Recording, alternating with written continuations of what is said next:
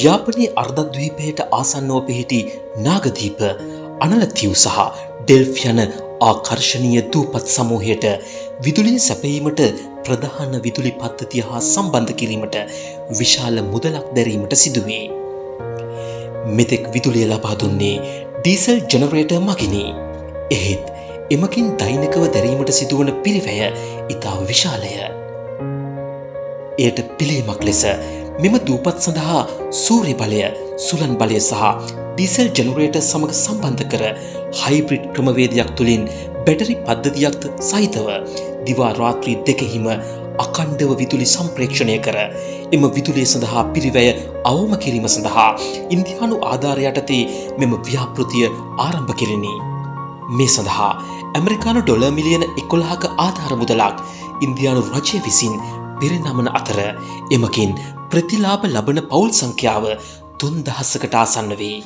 ඩෙල්ෆ් දූපත සහ නාගදීපය කියලා අපි හඳුන්වන නයිනතිව් දූපත සහ අනලතිව් දූපත යන දීපත් තුන ආවරණය වන පරිදි පුනර්ජනනීය බල ශක්තිය සම්මිශ්‍රණයක් සහිත සූර්ය බලය, සුළං සහ බැටරි තාක්ෂණය ඒ වගේම අනිකුත් තාක්ෂණය මුසු කරමින් මෙම දූපත් තුන ආවරණය පරිදි දූපත් වැසියන්ට විදුලි පහසුකම් සුරක්ෂිත කිරීම රජයේ අරමුණක්. මේ ව්‍යාපෘතිය ඉන්දියානු රජයේ මූල්‍යාධාර මත තමයි අපේ රටට ලැබිලා තියෙන්නේ. වටිනාකම ඩොලර් මිලියන 10.995ක් වෙනවා.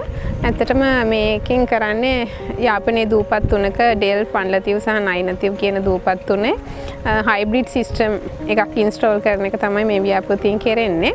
ඒකෙදී ෆොටෝවෝල්ටික්, වින් සහ ඩීසල් ජෙනරේටර් සමග බැටරි ස්ටෝරේජ් සිස්ටම් එකකුත් මේකට අන්තර්ගත වෙනවා.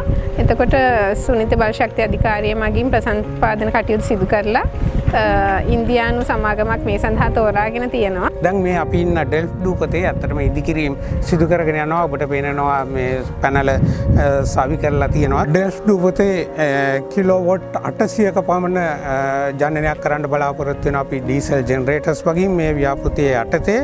ඒ වගේම සෝලා පැනල් සයි කරන්න බලාපොරොත්තු වෙනවා 700ක කිලෝවොට් කැපැසිටි එක. ඇත්තට මෙතන ඉදිකිරීම සිද්ධ වෙනවා. ඔබට පසුබිමෙන් ඒකේ පේනවා.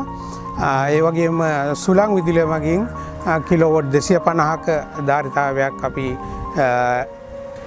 උත්පාදනය කරන්න බලාපොරොත්තු වෙනවා. ඒ වගේම අපිට මෙතන ස්ටෝරේජ් අවශ්‍ය වෙනවා. ඒ සඳහා කිලෝවොට් පැය 800ක බැටරි ස්ටෝරේජ් එකක් ඉදිකිරීමට බලාපොරොත්තු වෙනවා. ශ්‍රී ලංකා සුනිත්ති බලශක්ති අධිකාරියේ අධීක්ෂණය යටතේ මෙම කාර්යයන් දැන් නිමවෙමින් පවතින අතර නුතුරු අනාගතයේදී දස දහසකට ආසන්න ජනතාවක් ඍජු ප්‍රතිලාභීන් වනු ඇත.